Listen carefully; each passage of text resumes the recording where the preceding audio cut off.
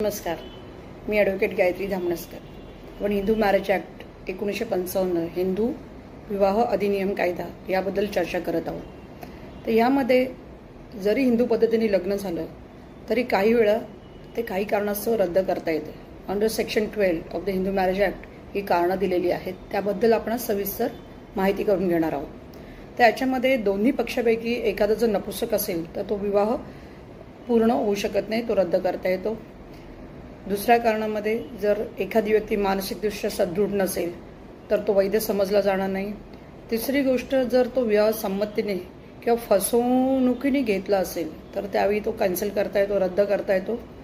आणि लग्नाच्या वेळी जर ती स्त्री वराव्यतिरिक्त इतर पुरुषांकडून गर्भवती असेल तर ते लग्न रद्द करता येते. तर याबद्दलची माहिती आपल्याला सेक्शन 12 हिंदू मॅरेज ॲक्ट खाली दिलेली आहे. तर अजून पुढील भागात अजून माहिती घेऊन आपण लवकरच भेटू. तोपर्यंत नमस्कार.